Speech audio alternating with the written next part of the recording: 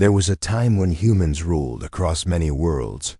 Planets burned, froze, or cracked under pressure, but humans built cities on them anyway. They laughed in the face of storms. They planted flags on fire mountains and drank water from toxic air systems. But those days were long gone. Now, those planets were forgotten. They were called the Death Planets. The galaxy believed humans had given up on them, too deadly, too wild. And so, the strongest alien races took over. Each one claimed a world and ruled it like a god. They laughed at the idea of humans ever surviving there again. But something was about to change. Furnace 9. The world of flames, the planet Furnace 9 never cooled. Its skies burned like fire. Volcanoes exploded every 10 minutes. Lava rivers flowed like water. The air could melt steel in under 5 seconds. Only the Dravik could survive here. Their skin was like black stone. Their blood thick with iron. They called themselves the Kings of Heat. They built fire temples in the middle of lava lakes and trained their warriors to swim in molten rock. Commander Vrax, the leader of the Dravik, stood on a high cliff. Behind him, lava burst into the sky. Before him, his soldiers trained, dancing with fire blades and wearing heated armor. He smiled. This world is ours now. The humans were weak. They ran. But we remain. His second-in-command, Yulek, stepped forward. Commander, there's something strange on the southern ridge. A scout saw a figure walking through the ash storm, alone. Vrax frowned. A figure? Wearing what armor? Yulek shook his head. No armor, no protection. Just walking. Vrax laughed. Then he's dead already. But the figure didn't die. Day 1. The ash storm on Furnace 9 was the worst it had been. Years. Black smoke filled the skies. Lightning cracked every few seconds. Wind pushed waves of burning ash across the ground. No ship could fly in it. No drone could survive more than a minute. But something moved through the storm. He didn't wear a suit. His skin wasn't burnt. His feet left no prints in the ash. He walked slowly, as if he knew exactly where to go. Above, hidden on a fire cliff, 2 Dravak scouts watched with burning eyes. What is he? One whispered. The other raised a scanner. No ID, no protection. Not human, not Dravak, no species match at all. He's heading for the central fire temple, the first scout said. The second scout dropped his scanner. That's suicide. The lava field around the temple will swallow him. But the figure didn't stop. Day 2. The fire temple. The Dravik fire temple floated on a solid lava lake. It took 300 years to build, brick by brick, each stone cooled with Dravak blood. It was their pride, their power. Now, the figure stood at its edge. He watched the lava bubble and crack. The heat should have killed him instantly. But he stood still. Arms at his side, face calm. Inside the temple, Commander Vrax watched from a heat mirror. That thing again, he growled. Still alive, Yulek stepped beside him. Commander. I think he's waiting for something. For what? I don't know, but I don't like it. Vrax slammed his fist against the wall. Send 3 fireburn warriors. Bring him in, alive. The attack 3 warriors stepped out onto the lava bridge. Their armor glowed red, swords in hand. The lava cracked under their boots, but they were trained for this. They walked toward the figure, ready to cut him down. The figure didn't move. The warriors shouted, "You stand before the rulers of this world. Speak your name. Number. Answer." They raised their swords. Still no answer. The first warrior stepped forward and swung his blade toward the figure's head.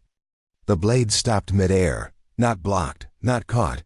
It just stopped, as if frozen in time. The second warrior screamed. He's doing something. Then his sword shattered.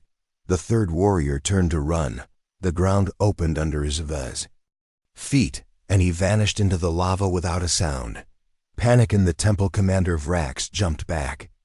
What just happened? Yulek stared at the heat mirror. He didn't move. He didn't lift a finger. But our men are gone. Vrax growled. Enough. I will go myself. If he wants a god, I'll give him one. Day 3, the confrontation. Vrax stepped out of the temple alone. His armor weighed 2 tons. His blade burned blue. He was the strongest Dravak to ever live. The figure still stood there. Vrax walked up until only fire separated them. You've insulted my people. You've walked where no one should walk. Who are you? The figure tilted his head. I'm no one, Vrax roared. You are nothing, a dead man. The figure blinked. You forgot this world was never yours. Then something happened.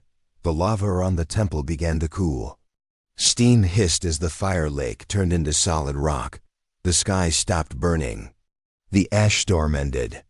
For the first time in 200 years. Furnace 9 fell silent. Commander Vrax dropped to his knees. His armor cracked. His body began to smoke. He looked up, eyes wide with fear. You were born here, weren't you? The figure gave no answer. Vrax's body crumbled into dust. The message across the galaxy. Warning signals flashed from Furnace 9. The Dravak homeworld received a single recording. He walked through. Fire. The fire obeyed him. Galactic leaders held emergency meetings. Who is this figure? What does he want? Is he human? No one had answers. But then, another signal came. Venoma X activated. Venoma X was the acid world. It was worse than Furnace 9. The air turned skin into jelly. The water was pure acid. The ground itself moved, digesting anything that touched it. No species had conquered Venoma X until the Crocs did. The Crocs were like insects, 12 feet tall, with shells harder than tanks.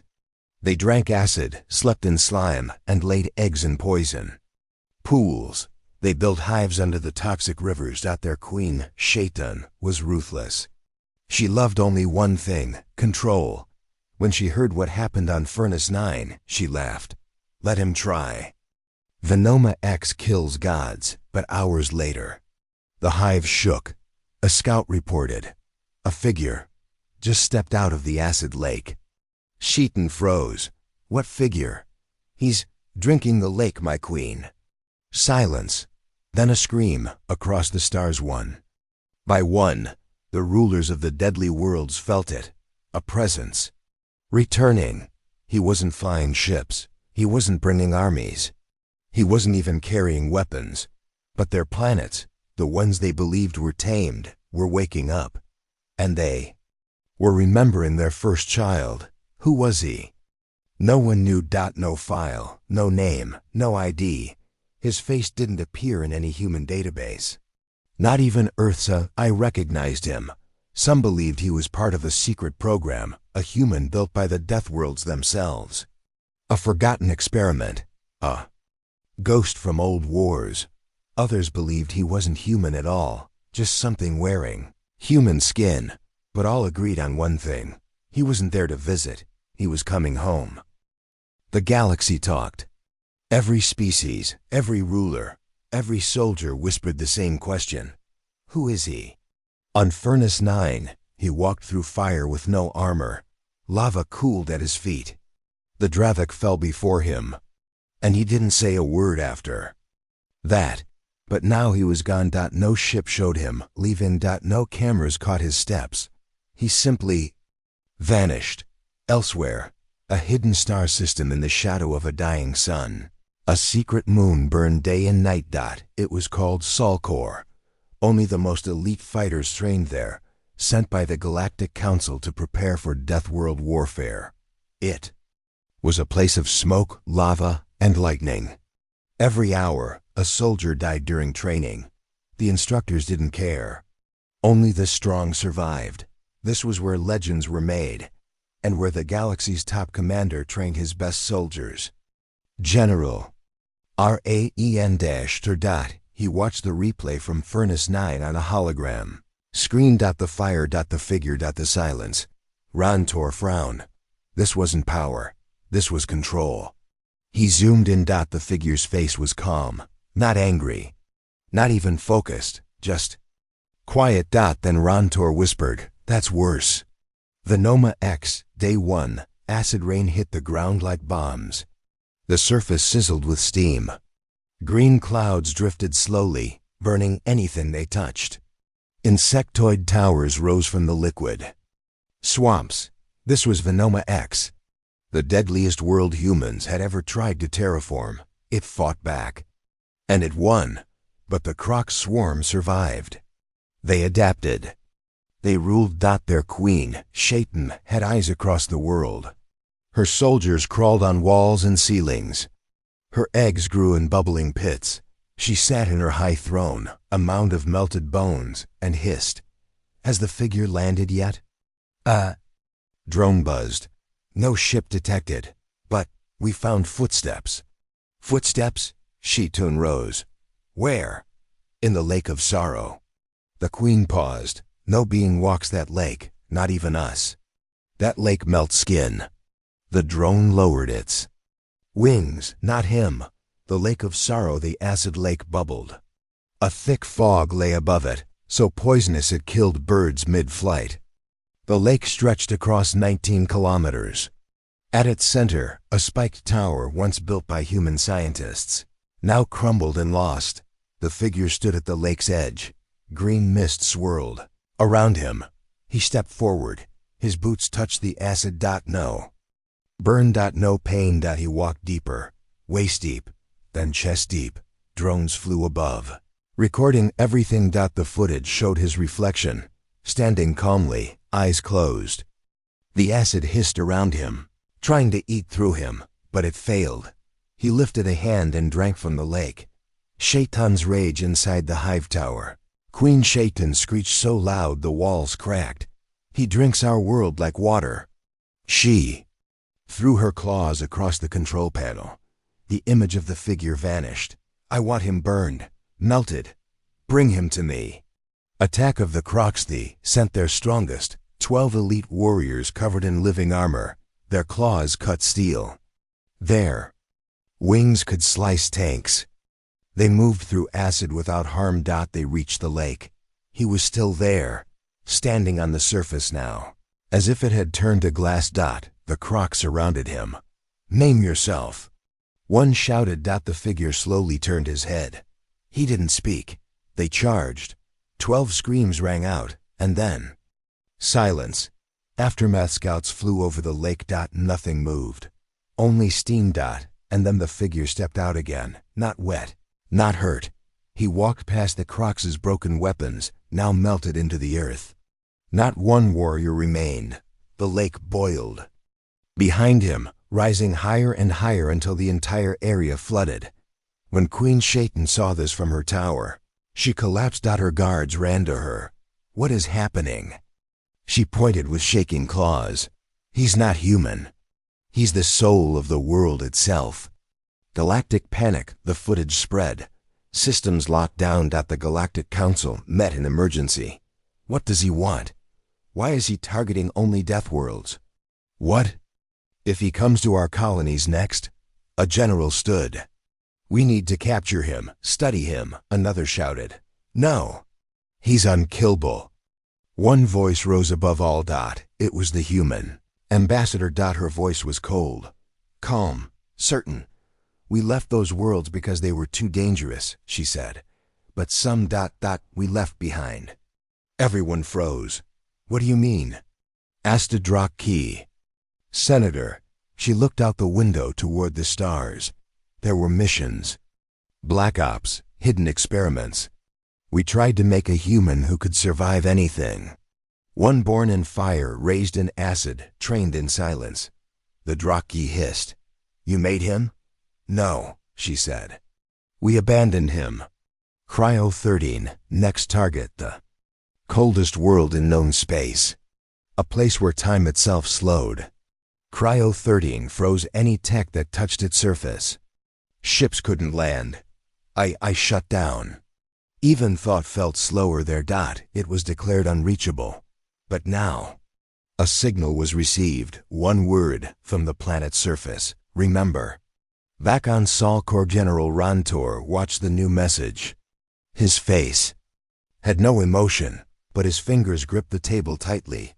"He's going to Cryo 13, he said quietly. His officer nodded. "No one survives Cryo 13, Rontor didn't reply. He already knew. The figure didn't survive these worlds. He belonged to them. Scene cut. Cryo 13, arrival. Snow whipped across the land. Ice mountains groaned under pressure. Even the sky looked frozen, as if light couldn't move freely. At the edge of a glacier, a small crack opened. From it, a boot stepped out. Then another. The figure emerged. He breathed out slowly. The air turned blue. He smiled faintly. This one was home. Snow covered the land. Nothing moved. No sound, no wind, no light. Cryo 13 was death in the shape of silence. It didn't scream like the fire planets. It didn't hiss like acid worlds. It simply waited and froze everything. Nothing survived. Cryo-13. Not machines. Not minds. Not time itself. Until now. The arrival. The figure walked alone. His footsteps didn't sink in the snow. His breath didn't freeze. His skin didn't crack. Above, satellites blinked in confusion. They couldn't track him. Their systems jammed. Cameras showed static. And then one drone got a glimpse, just a flash. Shadow walking across a frozen sea. Years earlier. The lost base long ago. Humans tried to study Cryo-13. They sent a base full of scientists, drones, heat tanks, and energy cores. The moment they landed, the cold killed half the equipment. The rest went offline in minutes. The last message ever sent from that base was short. He woke up. Then silence. The base was never recovered. No one dared return. Until now. That same base stood buried under ice. Its roof crushed. Its lights long dead. But deep inside, something still hummed. A heartbeat. Not human. Not machine. Something else. And then, the ice above cracked. The figure had arrived. Inside the ice he dropped. Down slowly into the hole. A red light flickered on the broken walls. He moved through the collapsed corridors without a flashlight. He didn't need one. He remembered every turn. He reached the last door. It opened for him. Not because of technology, because it remembered him. Inside was a single chamber. Round, dark, cold enough to freeze air. At its center, a frozen throne. On it, a body made of steel and flesh. The figure stepped forward. He stared at the body. Then whispered, "I didn't forget you." Elsewhere, Galactic HQ, the Galactic Council was watching. Every race, every general, every scientist. They had managed to steal one short video feed from a drone before it failed. They saw the figure walking into the dead base. One voice whispered, "What is he doing?" Another, "Is he waking something up?" Then silence fell. The human ambassador stood slowly, her face pale. Cryo 13 wasn't just a research base, she said. Everyone turned to her. It was a lab, she said. We didn't study the planet, we studied him. Flashback. The birth of Project Uno VA Project Nova. Hidden experiment by human military long ago. Goal. Create a being that could survive anything. Born from fire, raised in acid, trained in deep silence. His body, a mix of modified cells, adaptive muscle, and old alien code. His mind, quiet, too, quiet. They thought they could control him. They failed. He was sent to the death worlds and locked there. Alone. Back on Cryo 13, the frozen figure on the throne twitched. Its fingers moved. The ice began to melt.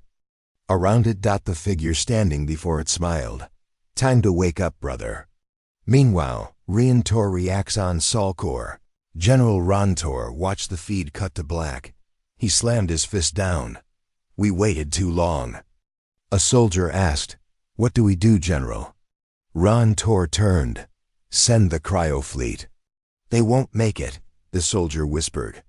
"They won't win," Rontor replied. "But they'll buy time." Cryo Fleet launches 10 ships flew towards CRYO-13. Each one designed for cold warfare. They were slow, strong, and full of weapons. Inside, the commanders repeated one order: do not engage the figure directly. But it didn't matter, they never made it. Above Cryo 13, as the fleet entered orbit, their systems shut down. One by one, engines failed. Shields froze. A voice came over every speaker on every ship. A voice they didn't recognize. It simply said, "You shouldn't have come." And then, all ships turned to ice. They didn't crash. They just froze. Mid-space. Forever. Planet surface. The awakening inside the base. The frozen brothers stood tall now. Half machine, half human. All power. The two figures looked at each other. One whispered, "We were never meant to escape," the other replied, "No. But we were never meant to stay locked away either." Then, together, they turned toward the ice walls. With one breath, they melted the path before them. They walked out, not as enemies, not as weapons, but as survivors. And now, they were heading home. Across the galaxy, rising fear every death world. Now sent out emergency calls. The fire planets, the acid moons, the stone worlds. Each one reported the same: he's coming. And now he's not alone. The arrival. The figure stepped off the frozen ice plateau. His breath was calm, steady. Around him, the air shimmered. A strange silence pressed down. The galaxy watched through distant sensors. They expected him to freeze, but he did not. The old base buried. Beneath thick ice was an old human base. The only sound was the crunch of frost underfoot. Inside, broken machines lay, scattered like dead bones. The figure moved through the wreckage with purpose. He stopped before a cracked screen. A faded message blinked. "Welcome back." He touched the screen. The voice suddenly, the silence broke. A soft voice whispered. It was old, tired. It spoke in a language lost to most. "You remember this place?" The figure's eyes opened wide. He replied in the same ancient tone, "I never forgot." Time shifts outside. The air thickened. Seconds slowed. Birds mid-flight froze. Even light bent oddly. The figure moved slowly, but his mind raced. The cold that kills others fed him. He smiled faintly. The guardians deep inside the ice. Something stirred. Large shapes moved silently. Machines once built to guard the base woke. Their eyes flickered red. But the figure raised a hand. They stopped, recognized him. One stepped forward. The conversation. The guardian spoke in a low voice. "You are not meant to be here." The figure answered, "I belong to these worlds." The guardian nodded slowly. "Then you must choose, return to the cold, or wake the others." The figure's face grew serious. The choice. He looked toward the horizon. The stars seemed to shine brighter. The frozen world whispered. He breathed deep. Then spoke again. "It's time." Galactic Council panic. Far from Cryo 13, the council watched anxiously. The figure speaks. He knows the ancient code. A senator shouted, "We must stop him before he wakes the others." The human ambassador remained silent, her eyes fixed on the screen. The awakening at the figure's command. The base hummed to life. Machines once dead began repairing themselves. The ice melted in patches. Something deep beneath the surface started moving. A giant shadow rose. The final warning. The figure raised a hand. The shadow paused. Message echoed in the cold wind. "Leave now, or be frozen forever." Across the galaxy, leaders met in panic. Every planet the figure visited changed. Furnace 9 stopped burning. Venoma X turned silent. Cryo 13, the frozen death world, had begun to thaw. This wasn't just survival anymore. This was something worse. He was waking the worlds. And no one knew what he truly was. Council. Order. Read his mind. The Galactic Council held an emergency meeting. The plan. Send a telepath. One of the best. From the Zalari race. creatures with giant crystal skulls and long neural webs. Their minds could dig deep, even into ancient code. They had cracked warlords, erased rebel leaders, and uncovered secret weapons. They had never failed. Zith, the telepathy Yith, was the strongest of them all. She floated, not walked. Her body glowed blue. Her mind could enter a ship and twist its AI in seconds. She was confident, calm, unshaken until now. She stood before a massive screen, where a live feed showed the figure sitting calmly on Cryo 13. The council voice came through. Zith, enter his mind, find the truth, and get out fast. She said nothing, only nodded. Her crystal fingers pressed to her temples, and she reached in. 1 second later, Zith screamed. Her glow burst into wild red. She fell backward, shaking, gasping. Blood poured from her eyes. Her voice cracked, broken. He's not one. He's thousands. Security rushed in. She hit the wall, over and over. She spoke again, but not in her voice, not in any known language. Her words twisted space. And then she collapsed. Alive. But no longer sane. Silence in the council room. No one moved. No one spoke. The greatest mind reader in the galaxy had broken. In less than a second. The human ambassador stood slowly. Her voice was soft. I warned you. He's not a weapon. He's the echo of everything you feared. Cryo 13, the calm figure. The figure sat cross-legged in the snow. He opened his eyes, looked up at the sky. He knew someone had just tried to enter his thoughts. He whispered, "You shouldn't have done that." Flashback. His training in a hidden lab years ago. He was a child, surrounded by cold steel and white coats. Machines trained him without sleep. No dreams. No name. Every test was pain. Every lesson, control. They didn't want him to speak, not even think freely, only survive and obey. But he didn't obey. He learned to feel, and when he did, something changed. Even the machines began to fear him. The voices in his mind now. As he sat alone, the voices returned. Old ones, ancient ones, not his. From deep below, from the worlds themselves, the planet whispered, "They sent her to see you. She saw too much." He nodded once. He didn't want to hurt her, but she forced her way in, and she saw the truth. He wasn't a man. He was a collection of survival. All the pain, all the rage, all the memories of every forgotten soldier. Galaxy reaction news of Zith's breakdown spread fast. One admiral shouted, "This is war. If he comes to our systems, we attack." Another voice said, "Attack with what? Fire doesn't burn him. Acid doesn't melt him. Cold doesn't stop him.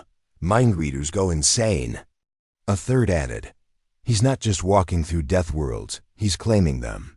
Salcor Training World General Rantor stood alone, watching the news feeds. Behind him, his soldiers trained nonstop, weapons, mechs, tactics. But he knew none of it would matter. He whispered to himself, he was made for this. We weren't. Cryo 13. Something moves beneath the ice, deep inside the earth. Ancient machines shifted, once built by humans, then abandoned. But the figure knew where they were. He placed his hand on the snow. The ground trembled. One by one, massive towers rose. Black metal, rusted, old, but still alive. One word message from Cryo 13. One message reached every system. Just one word. Awake. The human file, reopened in Earth's hidden vaults. A file long sealed was accessed. Project, Nova subject, O status, terminated. Note, body lost, memory erased. Test failed. Under that, do not engage. But someone had. And now he was remembering everything. He stood up. The figure stood from the ice, looked around, spoke one sentence. Voice calm, "This world remembers me." Behind him, a giant shadow rose, part machine, part earth, a guardian, and it bowed. The Galactic High Guard had one rule about the planet Vezra 4. Do not land. Do not breathe. Do not even look for too long. It was the jungle that ate everything. Machines rusted in seconds. Armor melted like wax. Even the dead couldn't stay. Buried, the jungle used them. Turned them into walking vines. Ships that crashed there were never found again. Vezra 4 wasn't alive. It was hungry. But now, he walked in. Barefoot. No helmet. No armor. No food. Just silence. And the entire galaxy watched the live feed. This wasn't just another test. This was suicide. But the moment his foot touched the vines, the planet paused. Vezra 4. The living jungle. The trees could move. The air was poison. Rain could slice skin open. Even the wind carried spores that infected thoughts. But as he stepped deeper into the green, the wind died. The rain stopped. The vines unwrapped, and the jungle knelt. Galactic panic across control rooms. Commanders stood in disbelief. How? One shouted. He's unarmed. He's human. This is a death world. Yet, all eyes were on the screen. He stood in a clearing now. A place where no one had ever stood and lived. Flashback. What the jungle remembers years ago. Earth scientists had dropped something deep inside VEZRA-4. A black box. A weapon? A gift? A mistake? No one knew, but the jungle had held it and waited. It remembered the child who screamed from inside that box. It remembered the heartbeat that refused to stop. The jungle could not eat him. So it watched him. And when he returned, now grown whole, quiet, it welcomed him home. He spoke to the trees. He placed his palm on a root the size of a house. The jungle vibrated. He whispered just one word: awaken. And across the planet, things began to move, not grow, not twist. Obey. Vezra 4 turns green. And gold leaves burst open from the treetops. That color had never been seen on this world. It meant recognition. The jungle had a king. Now. And he was human. Alien forces arrive. A strike team was already inbound. The Keltari elite. Trained to fight planet-borne threats. The best jungle hunters in the galaxy.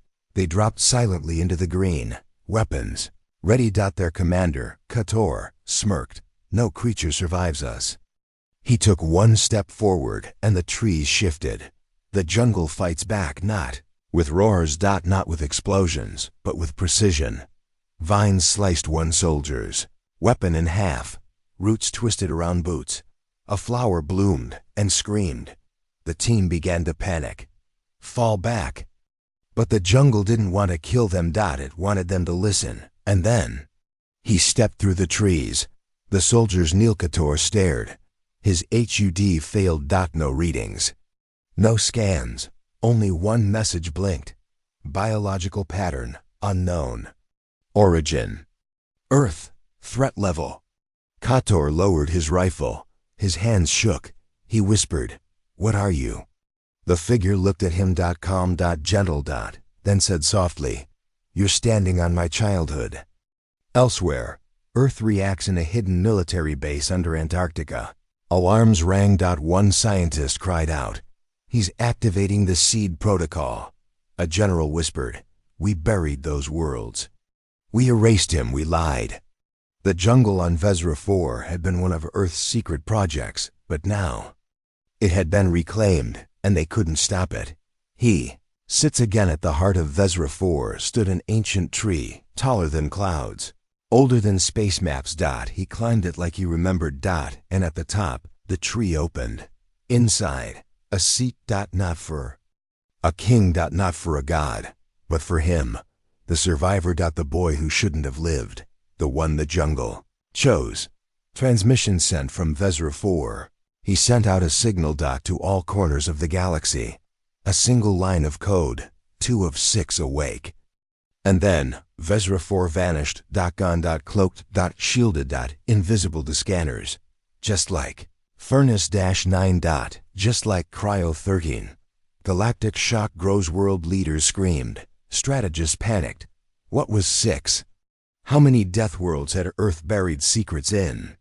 How many had chosen him? And what would happen when he woke them all? One planet watches quietly on the edge of the galaxy. A world no one touched burned with red light. Molten rivers. Volcanic skies. INFE RNA-zeta. It had no name on any star chart because it erased every ship that approached. But far below the fire, something opened its eyes. He opened his eyes too. The figure, still seated in the giant tree, looked up. He felt it. INFERNA-zeta was next. He stood. The jungle bent its tree so he could walk down. Leaves whispered goodbye. And he vanished once again. This world didn't have nights. It only had fire. Its mountains spat. Lava. Its oceans boiled. Steam. Its skies cracked open with red lightning. The galaxy had given up on this world. No species lived here. Not even machines could survive. The planet melted them before they could land. But now, a black shadow fell across its skies, and he returned. Landed with bare feet, no suit, no tech, no protection. He stepped onto the lava. It hissed. It screamed. And then it cooled. The ground remembered long ago. Something was left in Inferna Zeta's core. Something human. Or once human. The planet had tried to burn it, but it did not scream. It did not melt. It grew quiet. Now that thing had returned. He had returned, and the planet recognized the scar it once gave him. Flashback. The burned boy there was once a boy left here as punishment. Left by someone. Or something. His name was erased. His body was broken, but his eyes kept watching the fire. He didn't hate the heat. He learned from it. And when he walked again, years later, the fire didn't hurt. It moved for him. Now the fire moves. Again as he walks across rivers of magma. They part. Ash swirls around him but never touches. Even the smoke clears paths in the sky. And in the deepest part of the volcano something stirs. A sound not heard in ages. A heartbeat. Commanders panic. Again across the stars, alien leaders held emergency meetings. He survived Vezra 4. He controls Furnace 9, and now he's on Inferna Zeta? That planet melts cities. No one knew how many death worlds Earth had seeded, but now, the galaxy feared they weren't just test planets, they were cradles, and he was there. Child.INFE RNA-zeta burns brighter. The sky turned dark, not because of clouds, but because the sun was changing color. The planet's heat responded to him, and in the heart of a volcano, he did the unthinkable. He stepped into liquid fire, and sat down. He spoke to the core. He placed his hand into the lava. It did not burn. He whispered, "Wake up."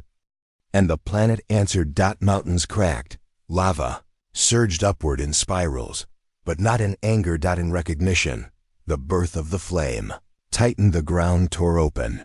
From the core rose a shape. It wasn't a machine. It wasn't a beast. It was something ancient. With eyes of gold fire and limbs made of living. Molten rock. It bowed before him. The flame titan didn't protect the planet. It was the planet. And now it served him. Alien warfleet arrives. The Trivix Dominion sent 200 warships. Inferna Zeta had always melted landing gear and fried sensors, but this time, the ships got close. Too close. And that's when the sky exploded. Fire rises to the stars from the volcano's peak. A wave of pure heat shot upward. Not random. Targeted. One by one. The ships melted mid-air. Screams echoed through command decks. No shields can stop this. He's controlling the planet itself. A message is broadcast across every frequency. His voice echoed. Calm. Slow. Almost sad. You lit wars across our stars. You hunted us across galaxies. So we gave fire a voice. Now, it speaks. He stands atop the Titan. The flame creature lifted him gently. From its shoulder, he stared into the sky. And said 3 words. 3 are awake. Then, Inferna Zeta vanished. Just like Vezra 4. Just like Furnace-9. Hidden. Alive. The galactic map shrink star. Charts began glitching. 3 red zones now flickered black. Entire sectors now read, unreachable, do not enter. But it wasn't. Earth doing this. It was him. And he was just getting started. Earth's dark truth revealed inside a deep human archive. Locked for 900 years, a vault opened. A single file. With one title, Project Exodus, Last Child of the Death Worlds. Inside was a log, Vezra 4, Jungle World. Status, claimed. Furnace 9, Ice World. Status, claimed. Inferna Zeta, Fire World. Status, claimed. Gravemind Null, Shadow World. Status, unknown. Skyfall X, High Atmosphere World. Status, unknown. Xeno Rift, Breach World. Status, unstable. The list was called The 6 Cradles, One More Planet Reacts Far Beyond Known Space. There was a world with no light. No wind. No sound. Only shadows. And somewhere in that dark, something opened its eyes and laughed. The boy smiles back on Inferna Zeta. Before he vanished again, he whispered one last sentence to the fire. I didn't survive your flame, I became it. Then the lava wrapped around him, and he was gone. No sun reached this planet. No stars touched its sky. It floated at the edge of the galaxy, forgotten even by time. Not because it was far, but because it was feared. Ships that entered never returned. Probes sent inside went silent. It had no fire, no ice, no jungle, only darkness. Pure, living darkness. Yet, he walked in the boy no longer a boy stood at its edge. No armor. No weapon. No army. Only a small scar on his chest that glowed faintly red from Inferna Zeta. And one soft whisper left his mouth. I've come home. The darkness moved first. It laughed. Then it screamed. Gravemind Null noticed him, and it hated him. Millions of shadow hands formed from the black fog and rushed toward him, but he didn't run. He didn't even flinch. He stepped forward, and the shadows froze. The planet remembered it, tried to break him once. Long ago. It had sent fear, hallucinations, illusions. But he didn't scream. He simply waited, and in that silence, the darkness cracked. Now he returned. Not as prey, but as master. Alien warlords watch in terror from space. The 12 warlord commanders hovered in massive battlecruisers. They thought they could trap him on the dark world. They thought shadows would kill him. They were wrong, and what they saw next broke their minds. The planet bends. The surface of Gravemind Null rippled, not like rock. Like skin. Eyes opened across the ground. Mouths formed in the skies. Whispers filled the vacuum. We know you. We feared you. Why did you return? He answered with 3 words to end you. The heart of darkness rises. Shape emerged from the planet's core. Bigger than mountains. Taller than towers. It was Gravemind itself. Creature of ancient darkness, feared by entire civilizations. It growled. You're only human. But he smiled and replied, not anymore. The child of death worlds ascends. Light erupted from his chest. Red from fire. Green from jungle. Blue from frost. And now, white from within the dark. The powers of all 3 worlds merged inside him. And now the last cradle, the dark one, joined to. He grew silent. The planet screamed. He said nothing. He raised one hand. Gravemind Null shook. Its skies ripped open. Its shadows bled white light. Its core cracked. The warlords tried to escape, but their ships stopped working. Their lights shut off. Then a message blinked across every screen. You ruled humans' death worlds. You used them to test us. Now your weapons are ours. And your end is near. The Flame Titan returned from the stars. The fire beast of Inferna Zeta arrived. Then the jungle storm of VEZ Ra-4. Then the frost serpents of Furnace-9. All bowed to him. And from the dark soil, a new one rose. The silent one of Gravemind Null. 1. Man, 4 worlds behind him, the galaxy saw him now not as a human, but as a force of nature. He didn't blink when Gravemind howled. He didn't move when the stars cried. He only whispered, "I am the last seed, now fully grown." He spoke the final command. He raised both hands to the sky. 4 lights appeared in space. They weren't bombs. They weren't warships. They were world calls, signals, sent to every corner of the galaxy. A voice followed. Your maps lie. Your empires crumble. The Death Worlds were never meant to be ruled. They were meant to grow something stronger than fear. And then he walked into the stars, not in a ship, not with help. He simply stepped upward, on paths made of pure light, as if the universe itself had bent for him. The warlords begged now, offered peace, offered kingdoms, but he simply smiled and said, "I'm not your weapon. I'm your warning." Galactic map updated one last time. 4 zones now glowed red. A 5th flickered, and a new 6th one appeared. Across every known species HUDs, one new word appeared: Sovereign Cradle Realms. Do not enter the galaxy. Learned it too late. They had laughed at humans, used Earth's most dangerous worlds to test other species, tried to kill the few who survived. But they forgot one thing: even a child, if raised in storms, grows into thunder. Final scene in deep space. A small girl watched stars from her colony window. Her father whispered, "Don't stare too long. Monsters hide in the dark." She looked back and said, "No, Daddy, that's where heroes walk." In the distance, something glowed.